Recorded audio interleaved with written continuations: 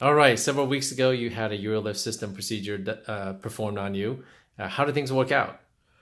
Well, initially, it was a little uncomfortable, but after about the fourth week, I started to feel the difference. What were you experiencing before the procedure, and were you taking any medications? I was taking, I went two different medications. I don't remember the name of the second one, but the first one was Tomilocin, and then Futrozole. I think I took that, and neither one of them seemed to relieve my symptoms. I was getting up three, four times a night to go to the restroom.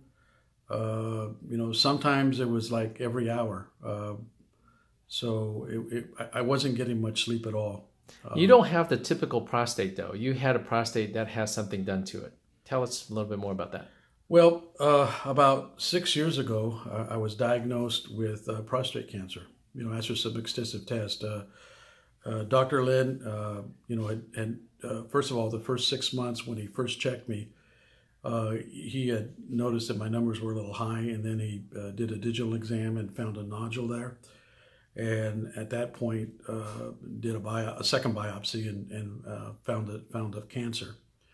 He told me the various options that I had, and based on my symptoms, having the urinary problems that I had, told me what would be probably recommended would be the best. Either remove the prostate, go through radiation, seemed to be the two better options. And he also told me what the percentages were. I chose to go with radiation, and the radiation, has kept the cancer in check. I've been in remission for 6 years now, but unfortunately, over a period of time, I began to develop worse urinary symptoms.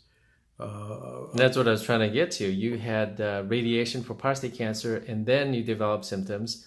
And instead of having something where we have to cut into you, you had a UroLift done. Right. We talked about what the risks were. With either doing the traditional method, which was TURP, taking some tissue out of the prostate, and we decided that was probably not the best option for me, since I've already had radiation. The UroLift would be the least invasive and probably have a better outcome than the traditional method. How has the UroLift changed your urinary habits? Well, let's put it this way. About 3 weeks ago, I drove to California. It's a 5-hour trip. I would probably have to stop probably about every rest stop along Interstate 10, before making it there, which would add probably another hour to our trip. But this last time, I only stopped, a couple of times. And one time I probably didn't even need to stop. Your mind goes through, going through a change. You for so long, you're constantly conditioned. Your mind's conditioned to go to the bathroom. But now, after the UroLift, you really don't. And I found myself going to the bathroom one time, not even able to go. Just habit, out of habit. Total habit. Yeah. Well, Trish, what do you think? I think this was a great thing. He's better overall.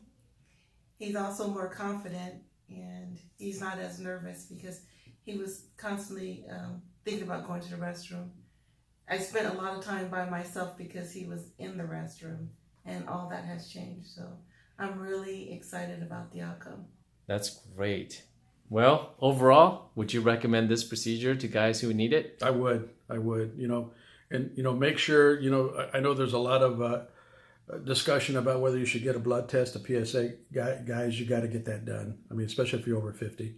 That saved my life. That's great. Well, thanks for the public service announcement. May I share this video with those who may be interested? Absolutely. Well, thank you so much. You're welcome.